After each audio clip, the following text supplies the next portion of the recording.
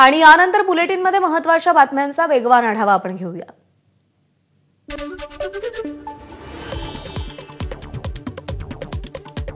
आज शरद पवारांची राष्ट्रवादी राज्यभर काळी दिवाळी आंदोलन करणार। 31,000 कोटींच्या शेतकरी पॅकेजच्या नावावर राज्य सरकारनं शेतकऱ्यांची फसवणूक केली असा त्यांचा आरोप आहे।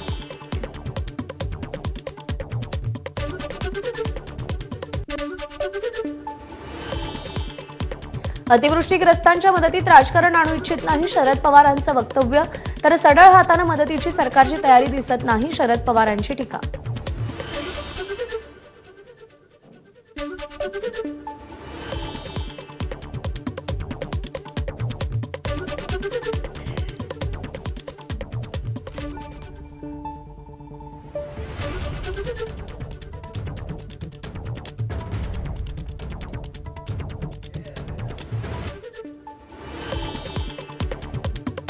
ज्यांच्या कृषी मंत्रिपदाच्या काळात सर्वाधिक शेतकरी आत्महत्या झाल्या ते पूरग्रस्तांच्या शेतकरी मदतीवरून काळी दिवाळी साजरी करणार। भाजप नेते केशव उपाध्यायांचं शरद पवारांना प्रत्युत्तर।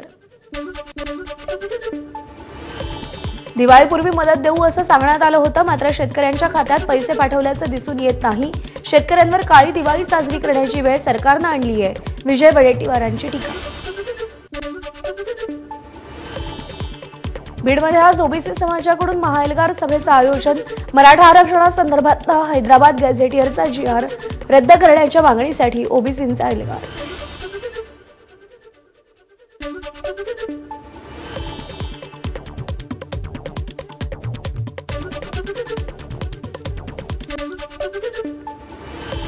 मेळावा कोणत्याही पक्षाचा नाही तर सर्वपक्षीय नेते एकवटणार आहेत। राज्यातील ओबीसी नेते एकत्र येणार आहेत। आरक्षणाला धक्का लागणार नाही यासाठी आपण प्रयत्नांची पराकाष्ठा करू, भुजबळांचं वक्तव्य।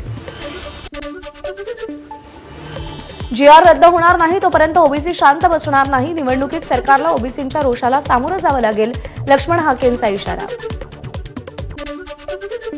हाकेंना काही जण चावी देतात, ते चार्जिंगवर चालणारे बाहुले। आमदार विजयसिंग पंडितांची लक्ष्मण हाकेंवर टीका। हाकेंनी लोकांच्या मनात विष पेरण्याचं काम करू नये, विजयसिंग पंडितांचा सल्ला।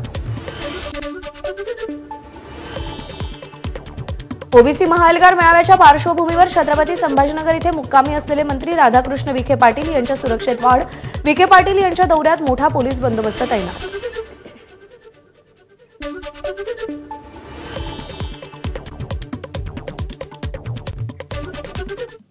बातम्यांचा वेगवान आढावा पुढे सुरू ठेवूया। कुणबी प्रमाणपत्राविषयीच्या शासन निर्णयाला आव्हान देणाऱ्या याचिकेवर आज सर्वोच्च न्यायालयामध्ये सुनावणी। उच्च न्यायालयातील प्रलंबित याचिकेवर लवकर निर्णय व्हावा यासाठी याचिकाकर्त्यांचे सर्वोच्च न्यायालयात धाव।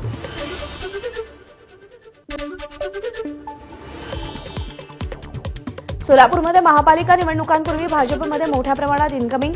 माजी उपमहापौर पद्माकर काळे, दिलीप कोल्हेंसह अनेकांचा पक्षप्रवेश। भाजप प्रदेशाध्यक्ष रवींद्र चव्हाण यांच्या उपस्थितीत हा पक्षप्रवेश पार पडला।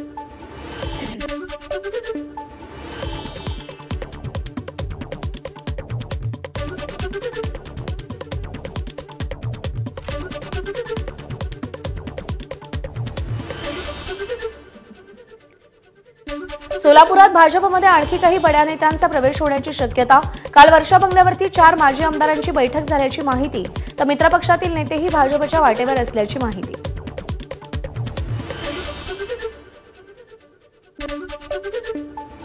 मनसेच्या वतीनं मुंबईतील शिवाजी पार्क मैदानावर दीपोत्सव। मनसेच्या दीपोत्सव 2025 सोहळ्याचं उद्धव ठाकरे उद्घाटन करणार। उद्धव ठाकरेंनी सामनाच्या दिवाळी अंकात संपादकीय लेखातून राज्य सरकारवर जोरदार हल्लाबोल केला। आमदार खासदारांची खरेदी विक्री 50 आणि 100 कोटींना होते, मग शेतकऱ्यांना नुकसान भरपाई केवळ 5 ते 10 हजारांची का? ठाकरेंचा सरकारला सवाल।